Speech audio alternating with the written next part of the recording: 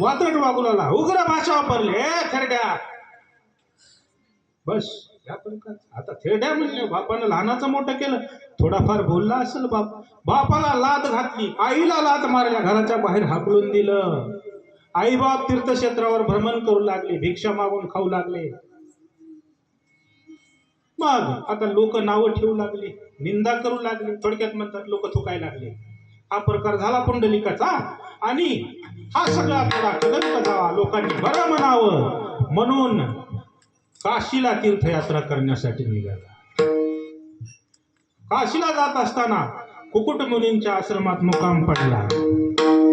त्या मुक्कामामध्ये रातभर तिथं विश्राम केला आणि पहाटे 4 वाजता डांबरासारख्या काळ्या झालेल्या स्त्रिया काशीला जाई आणि पंढरीला जाई, 4 धाम माझ्या घरी बाप आणि आई. काशीला जाई आणि पंढरीला जाई, 4 धाम माझ्या घरी बाप आणि आई.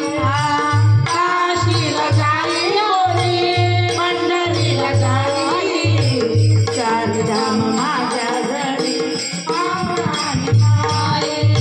4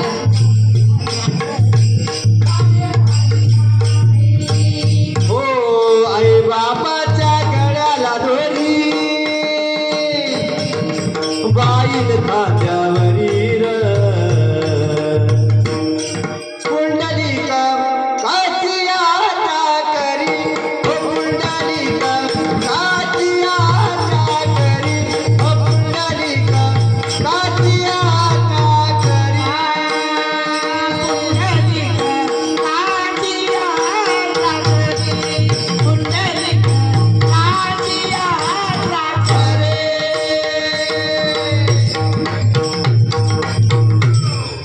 सुंदर प्रमाण आणि तीच येणार आहे पुढे जे तुम्ही आता विठ्ठला विठ्ठला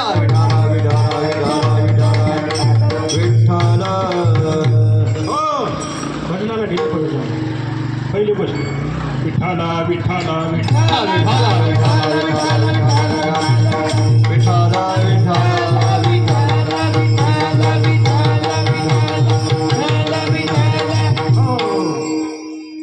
जेव्हा पुंडलिक फुकुट मुनीच्या आश्रमात थांबला असताना पहाटे 4 वाजता त्याला काय दिसलं शिंदे साहेब?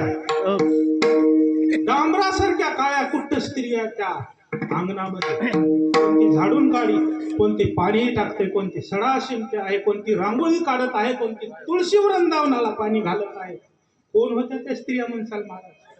कोण असतील? ज्यांचं आव्हान आपण मंगल कार्यात करतो.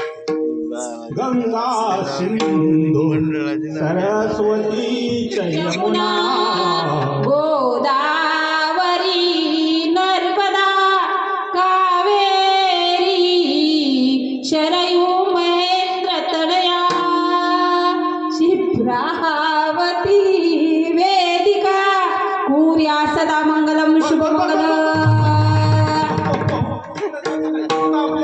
तीर्थाचं नाव